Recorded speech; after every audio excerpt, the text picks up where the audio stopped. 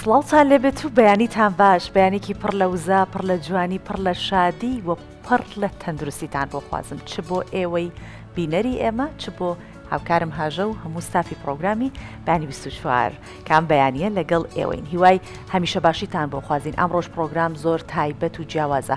ئەو تەوەرێش کە هەمانە تەوەرەکەمان تەوەرێکی هونەریە. جایسە هاژە زیاتر باستان بۆ کات. سڵاو لە تۆش سۆفان، سوپاس. بینەران و بیسەرانی کوردستان 24 لە هەر شوێنەکەن ڕۆژێکی باشتان هەبێ و دەستپێکی ڕۆژەکەتان بە باشی دەست پێ بکەن، یاخود بڵێن باش بیر بکەنەوە با باش بێتە ڕێمان. پرۆگرامەکەم ڕۆ تایبەتەکەین بە دێمین فستیڤالی فیلمی دهۆک کە فستیڤالێکی گەورەیە و لە چەندین وڵاتانی جیهانەوە ئەکتەران دەرهێنەران هەمووان هاتوونەتە دهۆک نمایشی فیلمەکانیانەکەن و ئێمەش ئەمڕۆ تەوەری پرۆگرامەکەمان تایبەتەکەین بەو فستیڤالە گەورە و گرنگە. جگەلەوەش کۆمەڵێک بابەتی دیکەمان هەیە با هەنێکیان بۆ ئێوە بخەینە ڕوو، دواتریش بە وردی دیمەنە جوانەکان هەموو بابەتەکان نیشانیەوادین.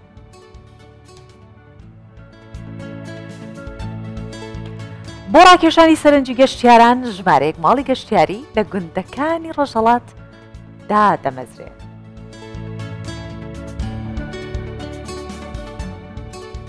فستیڤالی فیلمی دهۆک دەستی بەکارەکانی کردو 116 فیلم کێبڕکیی بردنەوەی خەڵاتەکان دەکەن.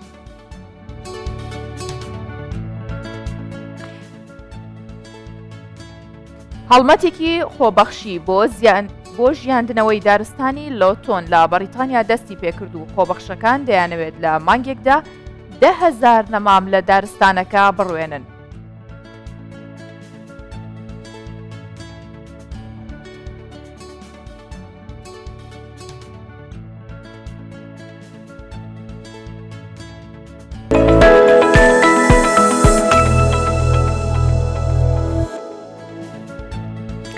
هەر لە سەرەتای پرۆگرامەوە با بە بابەتێک دەست پێ بکەین لە ڕۆژهەڵاتمانەوە لە ڕۆژهەڵاتی کوردستان بە مەبەستی ڕاکێشانی سەرنجی گەشتیاران و ناساندنی کولتور و کەلەپور و شێوازی ژیانی گوند نشینانی کوردستان کە شێوازێکی جوانترین شێوازی ژیانە و شارستانێتیش هەر لە گوندەکانی کوردستانەوە سەرچاوی گرتووە، بۆیە چەند شوێنێک بە ناوی ماڵی گەشتیاری لە گوندەکان دامەزراون. لەم ماڵە گەشتیارانەیە هەر لە دابوونەریت و ڕێوڕەسمەکان تا ئاواز، میوزیک، جلوبەرێک، چیرۆکە کۆنەکان هەموو ئەم تایبەتمەندیە کللتوریانە کە بۆ خەڵکی کوردستانیەک نازنامەی خەڵکی کوردستانە بۆ گەشتیاران نمایشەکرێت.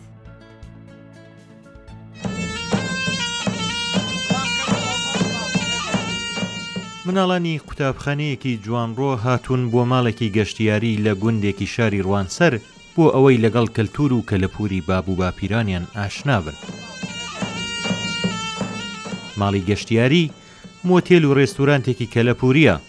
کە جیا لەوەی شوێنی مانەوە و خواردن بۆ گەشتیاران دابین دەکات لەگەڵ کەلتور و دابوونەریتەکانی خەڵکی کوردستانیش ئاشنایان دەکات. مناڵەکان ماڵ قەدیمە دقیقەن وە مەعماریەسە سەقفی تیرچوویە یا دارە تەختە کوبیەکەن، دوای ئەویشە کاگڵە ناوەکەی وەسیلە قەدیم مەسەڵەن بۆ ڕۆشنایی لەم چرا تۆڕی ئەستفادەیان کرد، نفتیان تێ کردیە لەولا تۆزە ئەلکولیان تێ کردیە، ئەم هینە گڕی ورتیە ئەم نفتە کردیە سە گاز و پەمیاندا ئەوەم شێوەکە ڕۆشنایی داوە. لەم ماڵە گەشتیاریەدا ئەم مناڵانە لەگەڵ هەموو تایبەتمەندیەکانی ژیانی گوندنشینانی کوردستان و کەرەسەکانی ناوماڵ،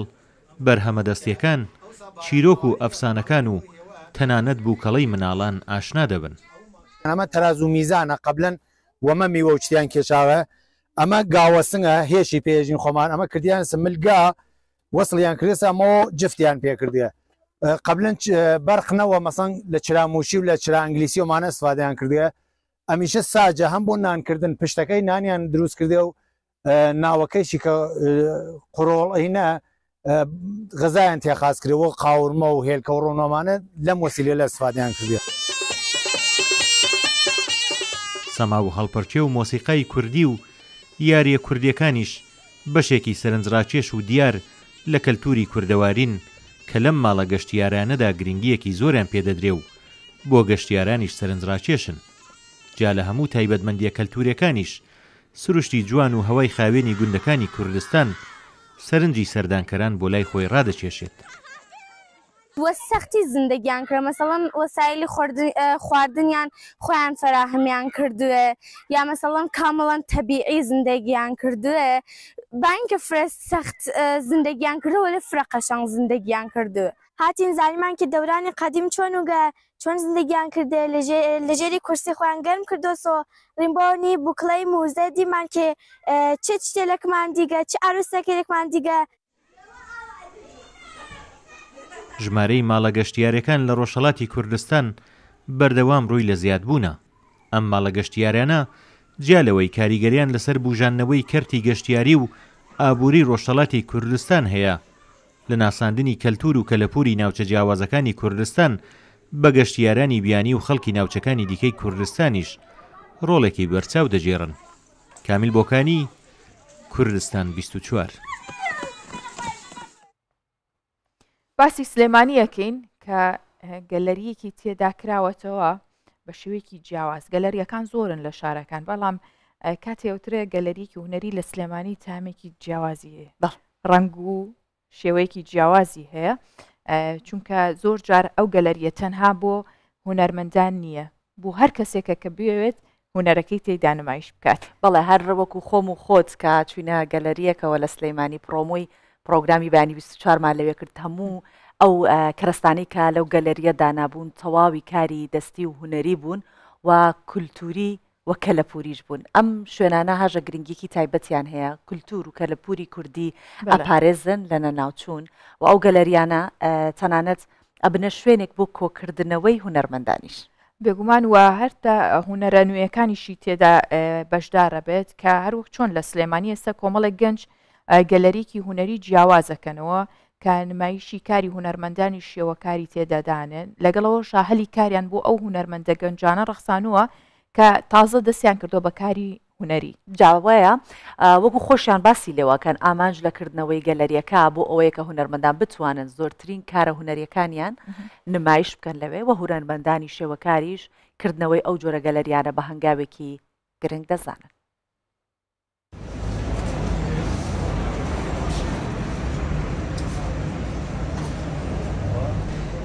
گەلەریەکی نوێی هونەریە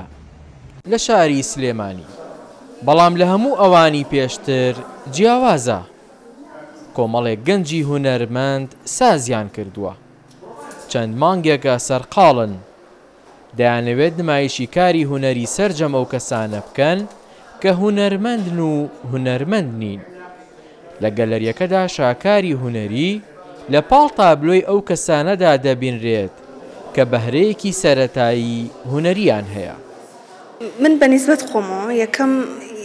زۆر دەمێکە فکری ئەوم هەیە کە گەلەریەک دانم ئیشی هونەرمەندە کوردەکان ئارزکەم بیفرۆشمەوە وەکو کەلتورێکی لێبێ خەڵکیش حەزی لە لەوحەی هونەرمەندی کورد بێ کە داینە لە ماڵەکە. ئیتر خۆشبەختانە کە کاک پێشەوام ناسی پێکەوە قەرارمانان لەگەڵ مامۆستا سامان سەرپەرشتیاری گەلەریەکی ئاوا بکەین. ساڵانی ڕابردوو گەلەری بۆ هونەرمەندان کەم بووە یاخود هەر نەبووە، بۆیە هونەرمەندان بە ناچاری کارە هونەریەکانیان نمایش نەکردووە. بۆیە بەلای هونەرمەندانی بە ئەزمون کردنەوەی ئەم گەلەریانە بە تایبەت بۆ گەنجانی هونەرمەند و خاوەن بەهرە بایەخی خۆی هەیە.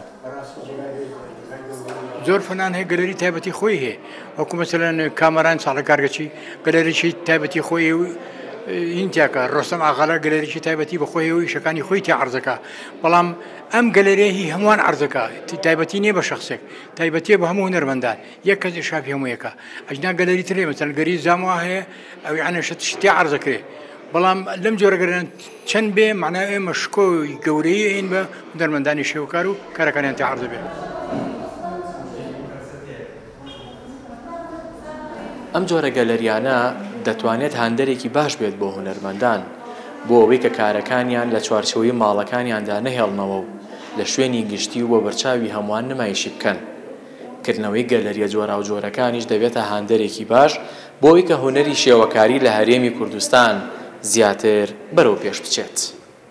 هاوژین جەمال، کوردستان 24 سلێمانی.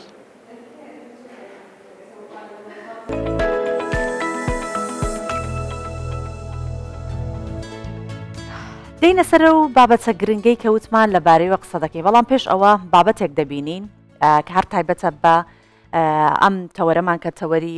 فستیڤاڵی فیلمی دهۆکە. فستیڤاڵی فیلمی دهۆک دەستی بەکارەکانی کردووە و 116 فیلم لەرەدا کێبڕکێی بردنەوەی خەڵاتەکە دەکەن. بە پیشاندانی فیلمی میسی بەغداد دەیەمین فستیڤاڵی فیلمی دهۆک دەستی پێکردووە. بڕیارە ئەم فستیڤاڵە هەفتەیەک چالاکیەکانی بەردەوام بێت و تێیدا چەندین فیلمی دیکەی بەرهەمهێنەرانی فیلم لە کوردستان و لە جیهان لە دەرەوە لە وڵاتانی عەرەبی هەمووی نمایش بکرێت دواتریش لەلایەن لیژنەکانەوە یاخود فیلمەکان جیا بکرێتەوە و ببنە خاوەنی خەڵات کە هەر خەڵاتەی تایبەتە بێت بە جۆری فیلمەکە یاخود لەسەر ژانەرەکەی لەسەر میوزیک و هەر بابەتێکی دیکە کە پەیڕەوەکرێت لەسەر دیاریکردنی فیلم. بۆیە لە فستیڤاڵی فیلمی دهۆک هەموومانە بەڕێوە چێت و کارەکانیشی ئەم هەفتەیە بەردەوامە بێت.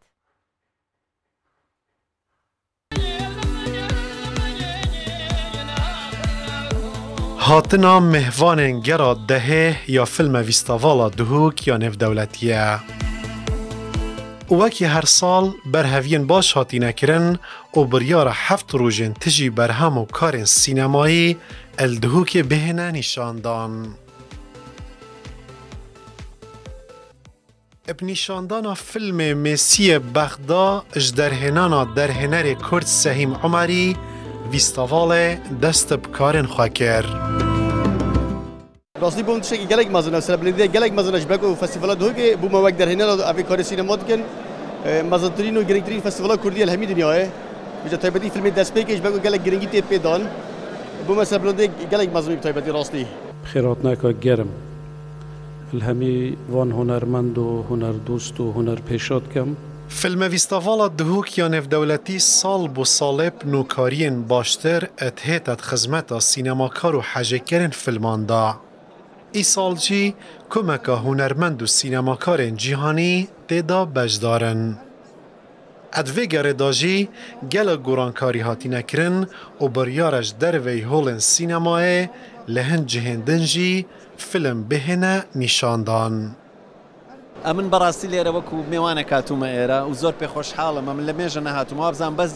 فستیڤالی یەکەم ئەمن لێرە ئامادە بووم و پاش 10 ساڵی هاتوومەوە زۆر دڵم خۆشە و هیوادارم ئەو فستیڤالە جوانتر و جوانتر دەبێت. چۆن لە چاو جاران زۆر جوانتر بووە و زۆر حتا کە ئەو فیلمانەی کە بەشداری دەکەن زۆر زیاتر بووە. بەڕێی من هۆشتێکی زۆر باشە ئەو وا دەکات کە ناوی کوردستان و کورد جوانتر بێت لە هەموو جیهان. Ji wîgera dehêya Vîstavalê nêzîkî 700 film ji seranserî cîhanê hatibûne pêşkêşkirin. Ez ji vê hejmarê jî 116 jê hatîne wergirtin û di hevrekiyê li ser bidestveînana xelatên Vîstavalê ken. وەکییا دیار کو فیلمە فستیڤالا Duhokê ku serboreka baş bûme ya çêbûyî hewl deyin ku sal bo sal em îstîfadeş wan kêm û kariyatken evê salên derbasbûyî we dîsan ew xalet îcabî em hewl den îstîfade jê bikeyne ve ji wan xala jî besele hebûna lijna yanî bêjin lijna rexnegirên cîhanî ya Fibrêskî ku ev sala dubare sêbare derba yanî nav filma festîvalê de ye dîsan jî bêjin pitir 34 welatan beşdarî filma festîvalê ne 15 zimanên cuda cuda law ma jî ev sala mijara filma festîvalê bû em yanî mijara bû zimanê deyîkê. Vîstavala ev sala mehvandariya welatê Fransa kiriye û mijara serekiya Vîstavalê jî zimanê dayîkê ye.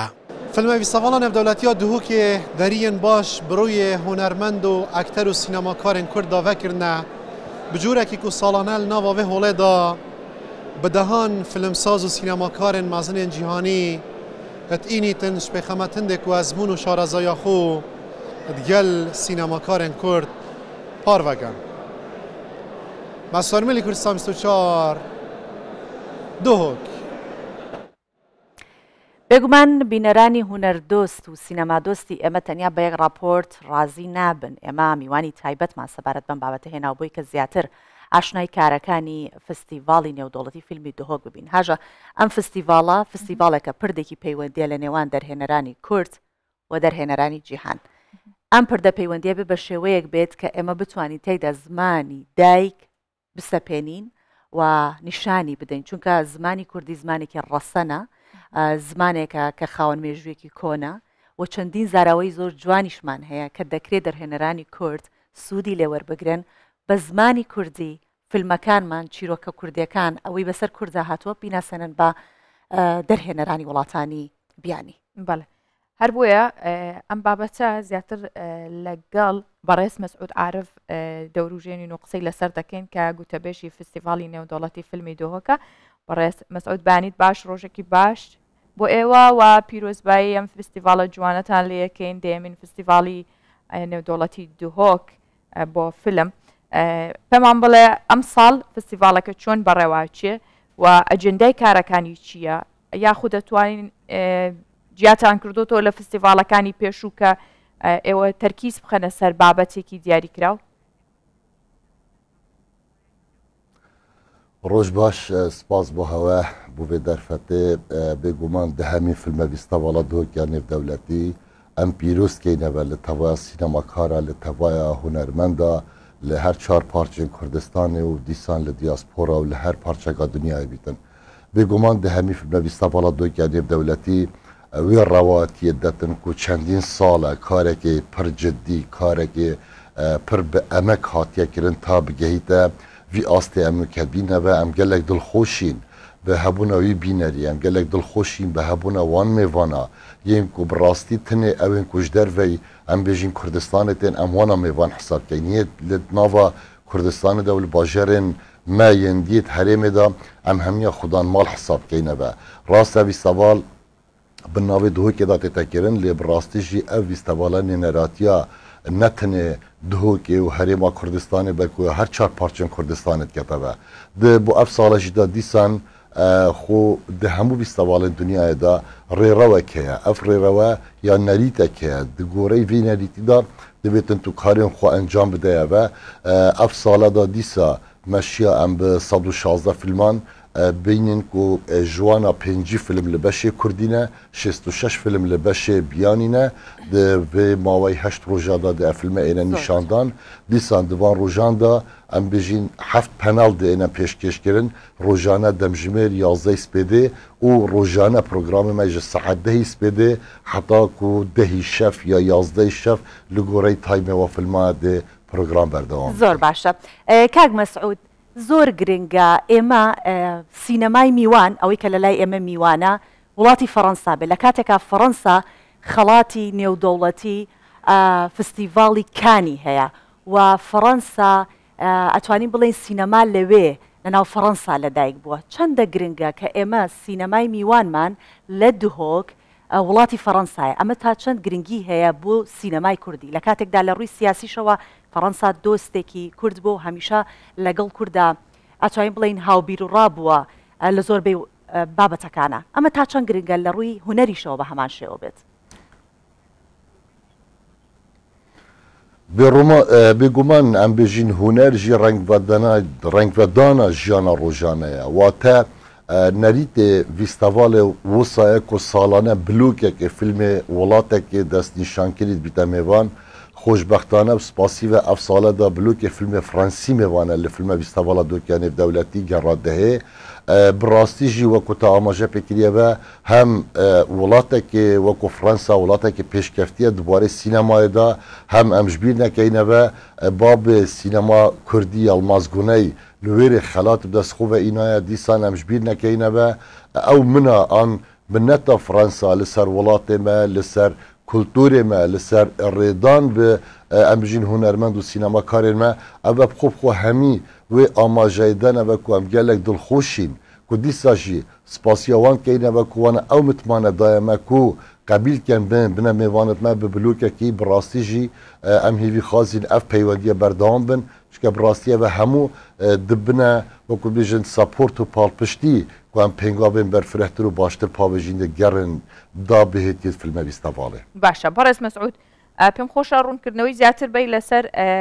ئەوەی کە ئەم ساڵ فستیڤالەکە گرنگی بە چی دەدات ئەتوانێت جەخت لە چی بکاتەوە ئەتوانێت کار لە چ بابەتێک بکات بۆی کە دیار بێت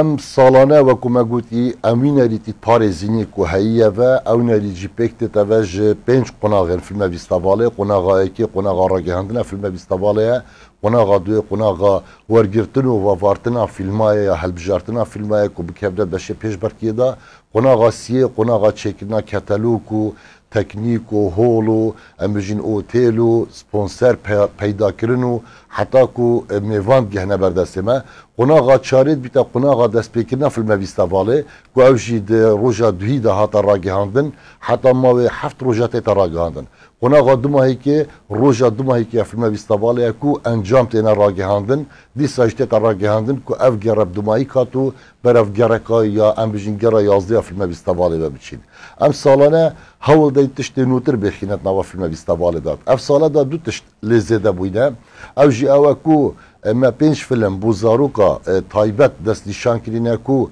girêdayî cîhana zarokayî ne ku em zaroka ji bînekeyîne کاک مەسعود من دەمەویست سەبارەت بۆ بابەتە پرسیار بکەم لە فستیڤاڵەکانی دیکە دەرهێنەرە بیانەکان زۆر جەختیان لەوە ئەکردەوە کە لە فستیڤاڵی فیلمی دوهۆک سەبارەت بە فیلمی منداڵ و مێرد منداڵ گۆشەیەک دیاری بکرێت ئەم ساڵ ئەو کارەتان ئەنجامداوە دەمێ بزانم بە چەند فیلم بەشداریان کردووە و زیاتر ڕوونکردنەوە سەبارەت بە فیلمی منداڵ و مێرد منداڵ بدەیت کە لەم فستیڤاڵە بەشدارە بن بله ما 5 film bû zaroka destnîşan kirîne ve ew filmê ku em gehiştîn yan ketîne berdestê me de ku em bişîn bû zaroka nîşan deyne ve bû em bijîn genca jî dîsa ji bînekên salane me beşê nûhat heye em giringiyeka geleka baş pê deyn ew gencên ku taze têne nava sînemayê da salane em bijîn vîstevala dûkê hemahengî digel peymangeha gotê beşê nûhat dana ku ev sala jî da dihî yekemîn roja ketînetkarî da ew jî encamet wa heta heft rojê dîtir di Diyarbikir pêk tên ji ew jî dîsa panelin dîsa workshopin dîsa fêrkirina wan genca li ser karê sînemayê çawaniya nivîsîna sînaryoyê çawaniya derhênanê çawaniya wênekirinê ez xwazim amajê tiştekî dijî bideme ve me par sal da film wexta hatine nîşandan bi taybet filmên Kurdiyên dirêj roja paştir melkempa dumîz bû penabera nîşandan ev sala da piştî film têne nîşandan em dê girtîxana zirka ya çaksaziyê da nîşadeyne ve wate me divêt em bêjîn sînema jî beşeke ji çaksaziyê bi wan kesê girtîxane da bêbeşnebin ji dîtina filmên vîstevala duhokê Nêrdewletî باشە ئەو فیلمانەی کە لە چاکسازیەکان نمایشەکرێن دیاریکراون ینی چەند فیلمێکن یاخود چەند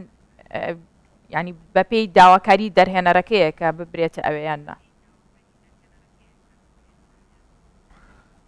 ئەو بەشێت فیلمێ درێژن یê beşê Kurdî çike rengê ziman bwana kêşe bîtin rast e piraniya filmên biyanî jî me jêrnivîs yan subtitla Kurdî bû çêkiriye ve lê çuke da dem têra me wana bikete ve ew filmê pêşberkiyê da yên dirêj bine 6 film ew 6 film dê rojane li girtixana zirka çaksaziyê hene nîşandan بەڵێ کاک مەسعود خەڵاتێک هەیە بە ناوی خەڵاتی ئۆسکاری ئاسیا و باڵین فستیڤاڵی دوهۆکیش کە ئەنجامەدرێت فستیڤاڵی دۆک ئەندامێکی باوەڕپێکراوی ئەو فستیڤاڵەیە بە ناوی ئۆسکاری ئاسیا ئەمە چەند گرنگە هەم ئێوە ئەو پردە پەیوەندیەتان دروست کردووە دەچن بۆ ئوسترالیا لەوێ ئەبن بە ئەندامێکی کارا و وەکو لژنەیەک و هەم ئەوانیش لێرە بەشدار بن تا چەند ئەمە لە ڕووی هوەریەوە کاریگەری هەیە کە پردێکی پەیوەندی لە نێوان وڵاتانی ئەوروپا و ئاسیا بەگشتی و لەگە کوردستان هەبێت بێگومان ئەوە متمانەیەکە gelek gelek mezin e me rêza hey gelek cara me gotiye ve divêtin em hemû Kurd şiyanet xwe bikeyne êk berî em destpêkê jî da min got rast e vîstevala bi navê duhokê de lê ne watawê ew ku tinê ev ji bo duhokiye ye ev ji bo hemû Kurda ye wekû te gotî Asya Pasîfîkek ji wan xalên gelek giring e ku wana berî çend sala peywendî kiriye ve salane filmek dut êne destnîşankirin li em bijîn filme vîstevala duhokiya Nêvdewletî dîsa jî ew endametiya me dixwazin ku derhênerekê berniyas yan rexnegirekê berniyas yê sînema ya nivîskarekê berniyas yê sînemayê ku Kurd bîtin di nav lijnê wada û jûriyê wada kart kene ve berî nûke ev tişte nebû ve rast e em netine ser navê کوردستان بلکو سناوی عراق جی او وکود بجن دا سالات هاتیه دان کو امن نراتیا آسیا پاسیفیک بکین ام سپاسیوات کین وانجی متمانه دائمه تشتدی از خازم آماجه پیبلم ده همو دنیای دا وقتا هر فیستوالک بگهیت جماره ده جماره که باور پیکریه ایدی از باورم ده درگه ماستر وبن ده درگه پیوندیا وبنه و واتا هر فیلمه که کو ام بجین ملکو مورا ویل سر بیت هاتیه فیلم فیستوالا دوکو فیلم فیستوالا دوک جه متمانه بیتن دلوان جها گلک وکود بجن بباشی پیشوازی لیتا کرن لو جی اوا افتشتی ما بحث کریه و هنی گلک گرنگه دیسا هم جبیر نکین خلات رخنه گرن رخرا و رخنه گرن جیهان فبریس یا فبریش کندک بجنه او جی اوا چندین ساله جه خود که تبدنا و فیلم بیستوالا دو که دا اب خوب جوریه که چید کن سالانه او جی خلاته که پیشکشی فیلمه که کردید کن براسیه و همی بومجه سرفرازی و دلخوشیه باشە بەڕێز مەسعود فستیڤالەکە کاتێک کە نمایشە کرێت دەستی بەکارەکانی کرد چاوی بینەر لەسەرەوەیە بزانن چه ئاکتەرێک لە دەرەوە هاتووە چه ئاکتەرێکی ناودار ئەو ئاکتەرێک کە جێ یاخود زۆربەی کەس هەواداریەتی چاوەڕێیەکە لەم فستیڤالانە بەشدار بن بۆ ساڵانەیەمە و ئەکتەرە گەورانە نابینین هۆکارەکەی چیە ئایا ڕێکخەرانی فستیڤال لەمایە کێشە و گرفتەکانیان چییە کە ناتوانن ئەکتەرە جیهانیەکان بێنن ناو فستیڤالەکان براستی پیچه کێشە توێ چەندێدا هەیە کو ئەم سینەماکارên باشên دنیایê نانیاسین ئەگەر ne kesên gelek giring hatîne vê filme bîstevalê mînakekê ez demete berî çend sala bêlatar hatiye filme bîstevala duhuk li cê daxiyê kesê nezaniye bêlatar kiye Sadiq Bermek ev çendîn gerin filme bîstevalê ye ku derhênerê filmê Usame'ye Oscara dünyayê wergirtiye di nûkê jî da di bajêrê duhukê de lê kes dîvçûna van filman nakete ve wate ew filmên art ew filmên az dünyayê da xelkê me barapitir wan filma nabînîtin rast e gelek kesê dî hene li berçavin yan em bijîn ew kesin ku popîlerin yan berniyasın yan starin dünya xuda lê me di layê hunerî jî da stêrit gelek mezin mêvankirîn elvêrê du rastî jî belku gelek cara ev çünkü meha duwazdeye meha duwazde dünyayê da xelk gelek mijîlî kar û xwe hazirkirina serê salê ye ji ber hindê jî da piçek wekû em bijîn derfeta dumayîka salê nayê te dan ku te hemî kesa mêvankeyî lê dîsa ez dubare dikeme ve kesên giring hatîne daxwazkirin jûriyet me jûriyên gelek hêjane ew dadweret hatîne danan ku ji pênc em bijîn gropa pêk tên gropên cuda cuda hemî ew kesên xudan serbûreka başin xudan pêgehekê başin di nava cîhan û dinya sînemayê da بەڵێ ئێمە سپاس دەکەین مەسعود عارف گوتەبێژی فستیڤاڵی نێودەوڵەتی فیلمی دوهۆک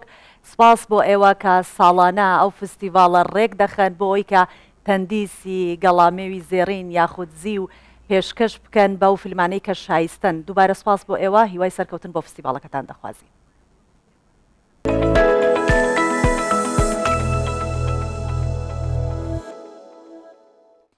بێکەوە بینەری کەش و هەوای ئەمڕۆی شارەکانی کوردستان دەبین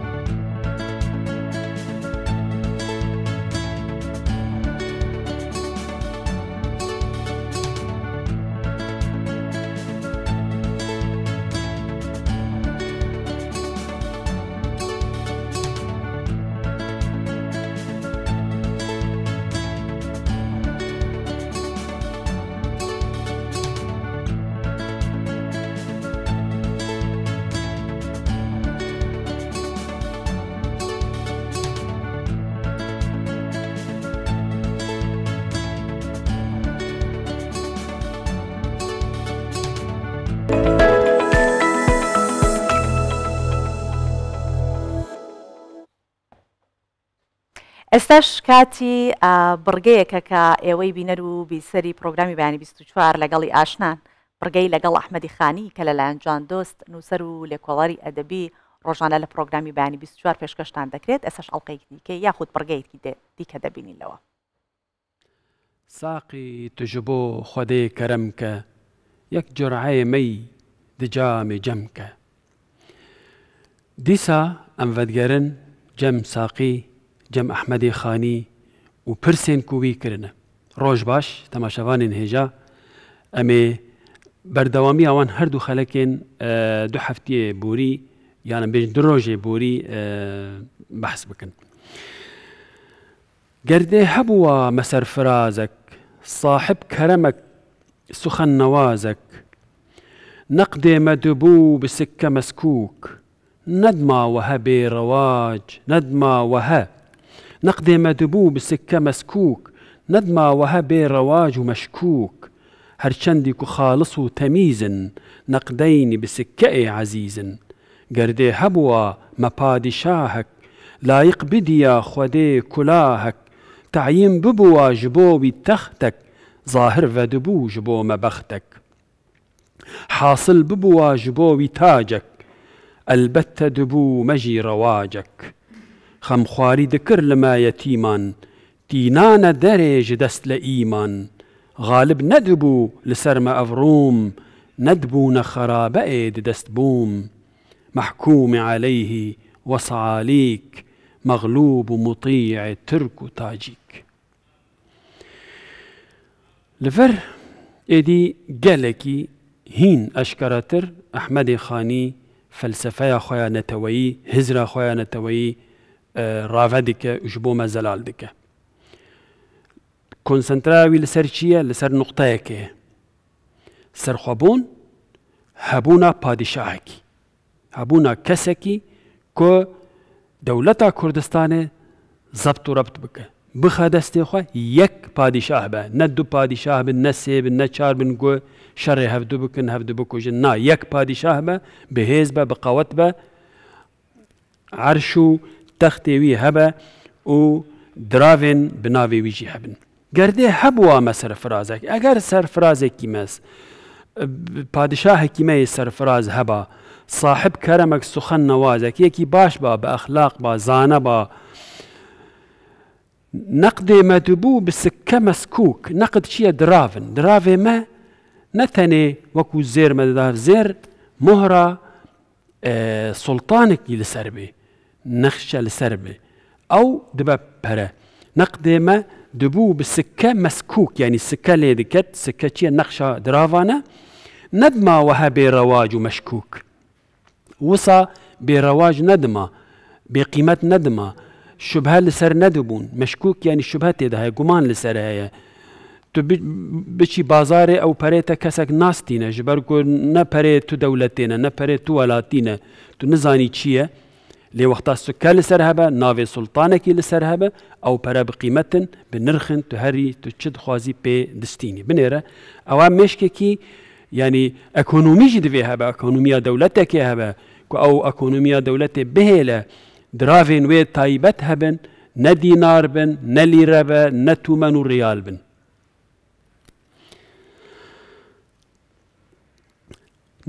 هرچندك خالص وتميزن نقديني بسكئ عزيز نقدين كنا نقدين دو نقد دو دراف زيرو زيفن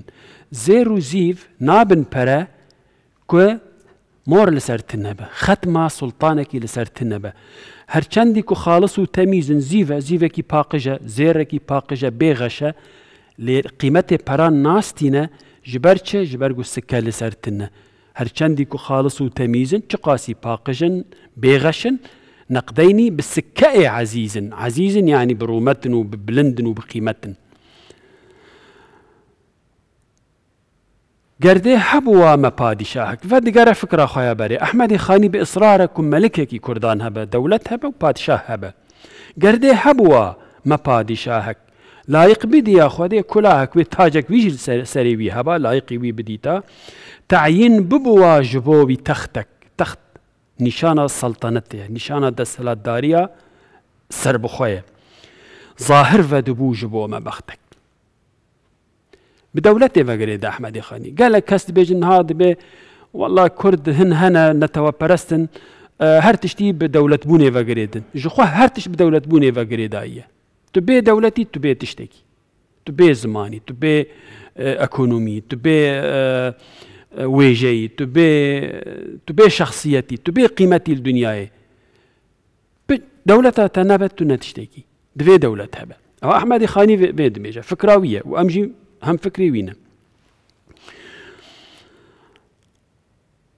حاصل ببو واجبو بتاجك البتة دبو مجي رواجك أو بادشاهكو هبا تاجاوي هبا أميجي الدنياي ناس كريبانا ويرولا مال دنياي هبا تأثيرا مال دنياي هبا باشي چد بيجا غمخواري دكر لما يتيمان تينا ندري جدس لإيمان أحمد خاني دفرده چد بيجا يعني أو بادشاه هبا خمخوري كردان با خمخوري ملتي خبا أم سيوين أدناف ملتان ده هر وكي عربك دبيجا نبيسكاريكي عرب الأكراد يتامى المسلمين الأكراد يتامى المسلمين بيجا أم سيوية دنياي أنا بي دولة وكو نتواهري بلندن دنياي ده لبي دولة أم ديمك سيوين خودية منين أو بادشاه ما هبا وخمخواري لما بكرا لما سيويان تينانا داري جدس لإيمان أشكرا يفقوتن أم جدس لإيمان درد خستن أم رزقار دكرن أم آزاد دكرن لئيم أو كسين بيسو زشتنو أو يكو بونا سردستيما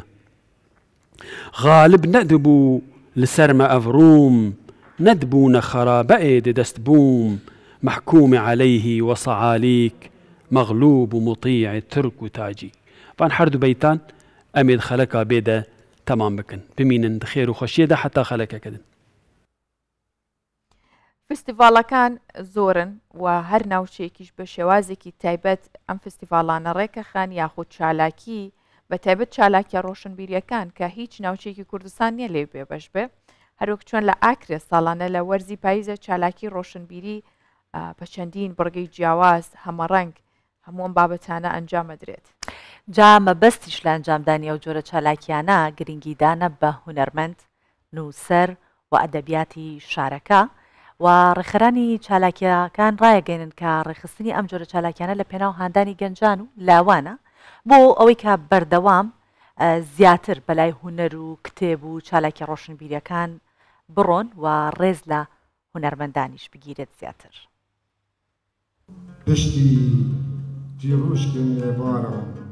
دناف دوماهیک روژن بدوی هاتنا ورزه پاییزه دا او یل ناوه هوله کم و بوین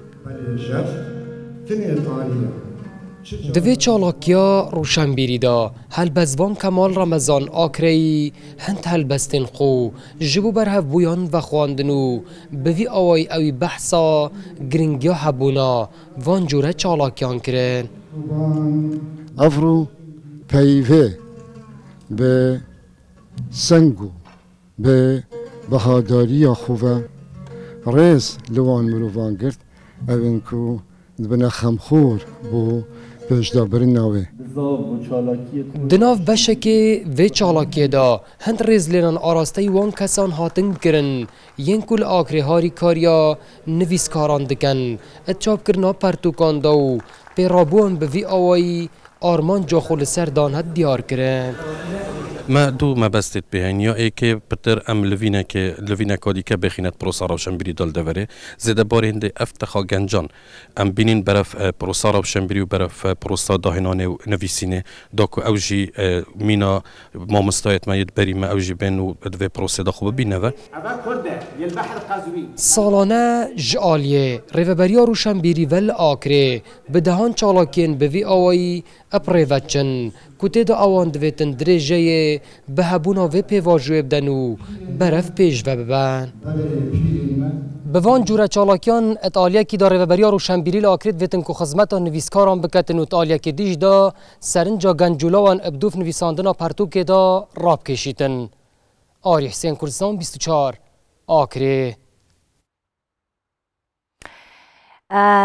کوردستان یاخوا هەر ئاوەدان بێت و هەمیشە ئێمە بتوانین لە ژێر سایەی ئارامی و باڵکێشانی ئەو ئاسایشێکە بەسەر هەرێمی کوردستان هەیە بژین تایدا هەناسە هەڵمژین و خاکەکەی بەکاربێنین و بەروبوومی تیا بچێنین بۆ ئەوی کە بەروبوومی خۆشمان دووبارە بەکاربهێنینەوە جایسە جێگەی دڵخۆشیە لەم کوردستانە جوانە چیتە ناو سۆپەرمارکێتەکانەوە لەسەر ڕەفەکانی زۆربەی مارکێت و دوکانەکان لە بازاڕ و شارەکانی هەرێمی کوردستان بەرهەمە خۆماڵیەکانی خۆمان ئەبینین کە لەلایەن جوتیاران و باخەوانی کورد و کێڵگە و کارگەکانی کوردستانەوە بەرهەم هێنراون. بەرهەمەکان خواستێکی زۆریان لەسەرەوە بەشێک لە دوکاندار و کارمەندانی مارکێتەکان ئەڵێن ویان لێ هاتووە تا کیلوێک لە بەرهەمی وڵاتانی دیکە ئەفرۆشن دوو هێندە بەرهەمی ناوخۆی ئەفرۆشێت و ماوەیەکی کەم لە مارکێتەکە شامێنێتەوە هەرزوو سەرفە بێت. لە مارکێتەکان بەرهەمە ناوخۆیەکان ڕیزی پێشەوەی هەڕەفەیەکیان گرتووە. ڕێژەی زیاتر لە 15% هەر مارکێتێک ئێستا بەرهەمی خۆماڵیە و ئەمەش هەنگاوێکی گرینگە بۆ ساختکردنەوەی بەرهەمی ناوخۆ. زەیت و بەرهەمەکانی گەنم وەکو ئارد و ساوار و سماق و برنج و نۆک، بەرهەمە خۆماڵیەکانی دیکە و بەرهەمە شیرەمەنیەکان لە ماست و پەنیر و بەرهەمە بەستووەکان کە لە کوردستان بەرهەم دەهێنرێن و لە بازاڕەکانیشدا بە خێرایی ساغ دەبنەوە. ساڵێک پێش ئێستا بەرهەمە خۆماڵەکان لە بازاردا زۆر زیادی کرد بەهۆی ئەو خواستە زۆریکەوە لە سەریتی بەهۆی کوالیتێ باشەکەیەوە بەرهەمە خۆماڵەکان یعنی بەڕێژەی زۆر خواست لەسەر بۆ هەروە لە ڕووی فرۆشتنەوە فرۆشتنی زۆر زیاترە. ڕاستە ئەکسپایرێکی باشەیە بەس نامێنێتەوە یعنی بەردەوام یعنی موادی نوێ ئەکسپایری نوێی لێ دەردێتەوە یعنی بەبەردەوامی سەرفاتی زۆری هەیە. زۆری خواستی هاوڵاتیان لەسەر بەرهەمە خۆماڵیەکان وای کردووە دوکان و مارکێتەکان پشتیوانی لە بەرهەمی ناوخۆ بکەن و گرنگی پێ بدەن و ساغی بکەنەوە. کڕیارانیش دڵخۆشم بەوەی بەرهەمەکانی کوردستان لە مارکێتەکان دەبینن و پشتیوانی دەکەن. پێشتر کە ئێستا شە دەبمە لە بۆ ماڵێ لە بۆ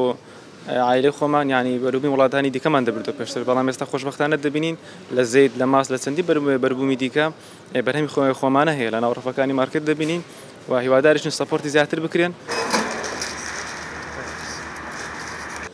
بۆ نمونە ئەم زەیتە بەرهەمی ناوخۆیە و لە شاری سلێمانی بەرهەم دەهێنرێت کە پێشتر لە شوێنی ئەم زەیتە زەیتی وڵاتانی تر لەم شوێندا دەندرا. بەڵام ساڵ دوای ساڵ بەرهەمە ناوخۆیەکان هەم شوێن بە بەرهەمی وڵاتانی تر لەغدەکەن هەم داواکاریشیان زیاتر لەسەر دەبێت. گرنگیدانی حکوومەتی هەرێمی کوردستان بە کەرتی کوشتتوکاڵ وای کردووە جوتیاران بەرهەمەکانیان هەمە چەشم بکەن و ئەو بەرهەمانەشی پێداویستی ناوخۆ پڕدەکەنەوە ڕەوانەی وڵاتانی دەرەوە دەکرێن. چەند ڕێکاریشی زۆر گرنگ گیراوەتە بە لەگەڵ زۆربەی زنجیرە مارکێتەکان هەر لەم وەزارەت کشتتوکاڵ کۆبنەوە کراوە داوا لە هەموو زنجیرە مارکێتەکان کراوەکەەوە گرنگی بدەن بە ساختنەوەی بەربوومی کشتتوکاڵی ئۆرگانی خۆماڵی و ئامادەی باشیان دەربڕیە بەرەو پێچوونی باش ڕۆیەگە سەیری جەناحی سوپەرمارکێتەکان و زنجیرە مارکێتەکان و بازاڕە گەورەکانی هەولێری کوردستان بکەن دەبینین کەەوە بە شێوەیەکی مرکزی ئەم بەرهەمی خۆماڵی لە سەرڕەفەکاندا دەبین بە تایبەتی بەربوومی کاری دەستی خانومان کە ئێستا وەکو پرۆژەیەکی وەزارەتی کشتتوکاڵ بۆ زیادکردنی ئاوری سەر بەخۆی ژنان کاری لەسەر دەکرێت. زیادکردنی بەرهەمی ناوخۆ و جابینکردنی ئاسایشی خۆراک بووە هەڵمەتێکی نیشتیمانی بۆ ڕێکخستنی بازار و پشتیوانیکردنی زیاتری دوتیاران. شەیمە بایس کوردستان 24 هەولێر. پیسبوونی ژینگە تا ئاگاتە تێکچوونی کەشوها و گەرمبوونی گۆی زەوی کاریگەری لەسەر هەموو تاکێک هەموو مرۆڤێکی سەر ئەم زەویە دروست کردووە بەڵام دوور و نزیک نازین کەی کارەساتە گەورەکە خۆڵخێ بەداخەوە کەواڵێن چونکە ئەم قسەی خۆم نییە ئەمە دەرخەریە و ڕاستەیە کە ئێستا کاری لەسەرەکرێت لەلایەن ژینگە پارێزانەوە کاوترێت گۆی زەوی گەرم بووە ئەمە کاریگەری هەیە بۆیە هەر کات لە جێگەی خۆیانەوە ژینگە پارێزان لەسەر ئاستی تاکە کەستیا کۆمەڵە و ڕێکخراو بێ کارەکەن بۆی کە ژینگە بپارێزن هیچ نەبێک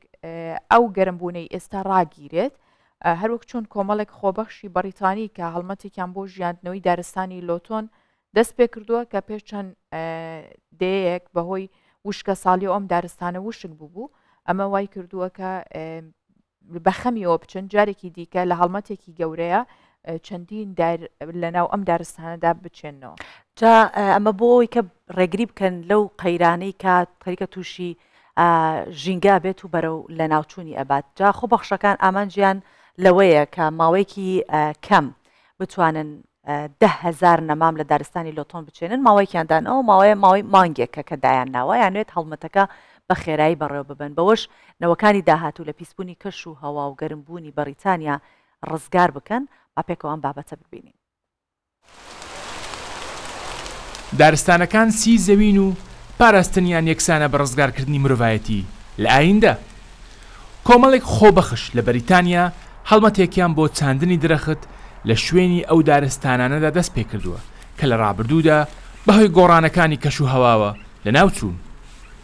ئامانجی گروپەکە چاندنی زیاتر لە 10,000 درەختە لە ماوەی مانگێکدا. وەک خۆیان دەڵێن کەرەستە و درەختی پێویستیان لە بەردەستدایە و دەیانەوێت هەڵمەتەکە لە کاتی خۆیدا تەواو بکەن. پێم وایە خۆبەخشی لەبەر چەند هۆکارێک زۆر گرنگە لە هەمووی گرنگتر سوودگەاندنە بە خودی خۆت هاتن بۆ دەشتایەکان و چاندنی دارهەستێکی خۆشمان دەداتێ چونکە ژینگە بۆ نەوەکانی داهاتوو ڕزگار دەکەین دەتوانین کار بکەین و ڕێگە لە گۆڕانە ژینگەیەکان بگرین لە ڕێگەی چالاکی هاوشێوەی چاندنی درەختەوە. زۆرترین ئەو دارانەی گروپە خۆبەخشە بەریتانیەکە دەیانچێنن زەیتون و گێڵاس و تون چونکە زیاتر بەرگەی بێئاوی و گۆڕانەکانی کەش و هەوا دەگرن. دەیانەوێت لە ڕێگەی چالاکیەکانیانەوە دارستانی لوتۆن کە چەندەیەک لە ناوچوون دووبارە بژێننەوە. داواش لە خەڵکی دەکەن بەشداری هەڵمەتەکەیان بکەن.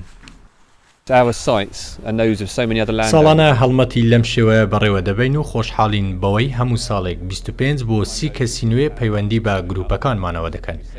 پێویستمان بەوەیە لە ڕێگەی قوتابخانەکان و سنتەرەکانی پەروەردە منداڵان ئاشنای دارچاندن بکەین چونکە پێم وایە بەشێکی زۆری خەڵک لە مەترسیە ژینگەیەکان بێئاگان.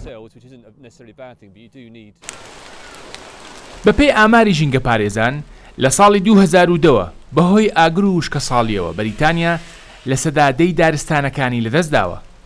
هۆشداریش لە ناوچوونی زیاتری دارستانەکان دەدرێت بەهۆی بەردەوامی کاریگەریە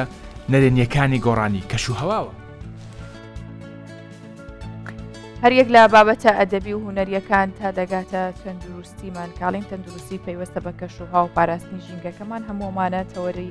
وەرگە و بابەتی گرنگی ناو پرۆگرامەکەمان بوون هیوادارین کە سوودتان لەبینی بێت. هیوادارین کە هەمیشە باش بن و تەندروست خاتان لەگەڵ و ماڵتانەوە.